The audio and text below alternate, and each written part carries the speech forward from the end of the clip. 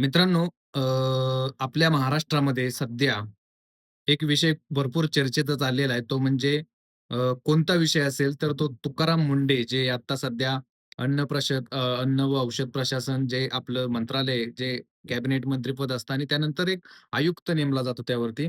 तर आपल्या महाराष्ट्राचे सध्या आयुक्त झालेले आहेत तुकाराम मुंडे आणि तुकाराम मुंडेंनी ज्या पद्धतीने संपूर्ण महाराष्ट्रामध्ये आता सध्या त्यांचं काम चालू केलेलं आहे. म्हणजे एका प्रशासकीय अधिकाऱ्यानं कसं काम केलं पाहिजे, ते काम किती चोख केलं पाहिजे आणि ते कामात थ्रू किती चोख केल्यानंतर त्याचा रिझल्ट काय येऊ शकतो, हे अत्यंत मूर्तिमंत, जातिमंत आणि आपल्या समोर असं जिवंत असं उदाहरण म्हणजे तुकाराम मुंडे सर आहेत.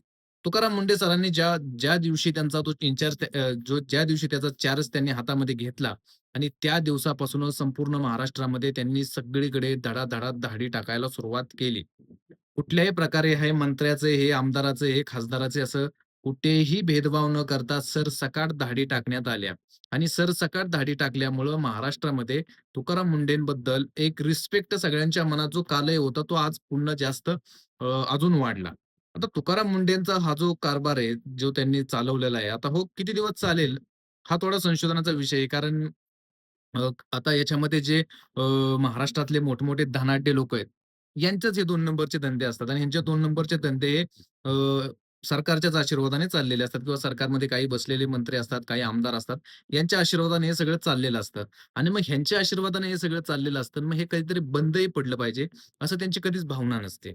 सध्याच्या परिस्थितीत जर आपण पाहिलं तर तुकाराम मुंडे असे आहेत म्हणजे सध्याच्या सगळ्या गोष्टींमधून जर पाहिलं आपण, तर तुकाराम मुंडे कोणाचंही ऐकत नाहीत.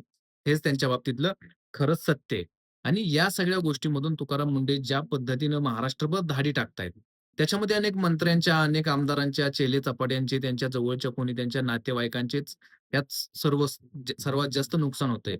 कारण दूध संघ म्हटलं आपण किंवा पनीर, दही हे सगळं त्या ठिकाणीच बनलं जातं.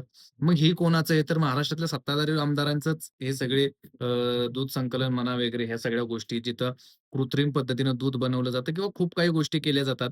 हे सगळे यांचंच आहे. त्याच्यामुळे ह्यांनी आता एक नवीन डाव टाकलेला आहे. तो डाव असा आहे, की काही शेतकऱ्यांच्या म्हणजे जे त्यांचेच जवळचे शेतकरी त्यांना हाताशी धरून, की बाबा तुकाराम मुंडे मनमानी कारभार करतायत किंवा काहीही करतायत, असं करतायत, तसं करतायत म्हणून त्या ठिकाणी हे सगळं करण्याचा त्यांचा जो काही मानस आहे किंवा ज्या पद्धतीने ते प्रयत्न करतायत, ते प्रयत्न त्यांचे असफल होणार सफल नाहीच झाले पाहिजे.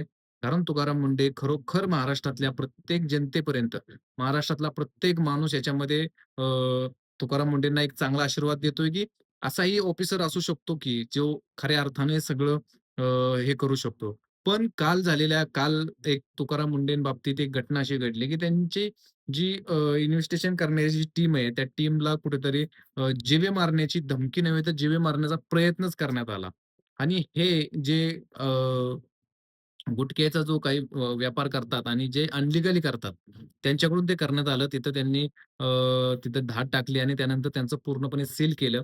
त्यावेळेस तिथून बाहेर निघत असताना त्यांच्या गाडीवरती स्कॉर्पिओने त्यांची गाडी उडवण्याचा प्रयत्न केला. असे अनेक प्रयत्न होत आहेत महाराष्ट्रामध्ये. खूप काही गोष्टी होत आहेत.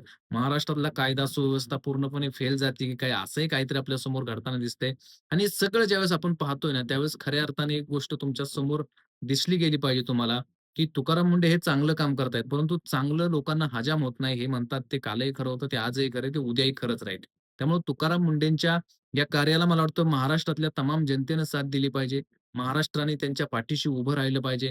महाराष्ट्रातल्या लोकांनी जरी उद्या त्यांची बदली करण्याचा प्रयत्न केला, तरी महाराष्ट्रातल्या लोकांनी त्यांच्या पाठीमागं असं ठामपणे उभं राहिलं पाहिजे, जेणेकरून तुकाराम मुंडेंना कोणीही या अधिकारावरून बदली करता येणार नाही. कारण ते जे करतायत ते खूप चांगलं आणि पुण्याचं काम करतायत. कारण आपण जे आतापर्यंत जे दूध पितो किंवा जे काही आपण पनीर असेल किंवा दही असेल, अशा ज्या काही गोष्टी आहेत किंवा अनेक ठिकाणी अन्नामध्ये भेसळ केली जाते, अनेक ठिकाणी तेलामध्ये भेसळ या सगळ्या गोष्टी आपल्या रोजच्या जगण्यातल्या सो आपल्यालाच त्रास होणार आहे पुढे जाऊन. एक सर्वसामान्य लोकांनाच याचा त्रास होणार आहे. त्याच्यानंतर दूध उत्पादक शेतकऱ्यांवर याचा फायदा होणार आहे. त्यानंतर अनेक जे चांगलं करतायत, जे लीगली करतायत त्यांना याचा फायदा होईल. पण जे अनलिगली करतायत यांचा यात पूर्णपणे तोटा होतोय आणि तेच काहीतरी प्लॅनिंग करून तुकाराम मुंडेंचं कॅरेक्टरायझेशन करण्याचा प्रयत्न करतायत. पण तुकाराम मुंडे हे काय आहे ते संपूर्ण महाराष्ट्राला माहिती आहे. त्याच्यामुळे त्यांच्यावरती कुठल्याही प्रकारे कारवाई वगैरे होणार नाही. पण जर महाराष्ट्रातल्या जनतेने त्यांच्या पाठीशी उभं राहिलं तर. तुम्हाला काय वाटतं? तुमची मतं कमेंट्समध्ये नक्की कळवा. आणि असेच व्हिडिओ पाहण्यासाठी आपल्याला सबस्क्राईब करा, फॉलो करा. धन्यवाद. जय हिंद, जय महाराष्ट्र.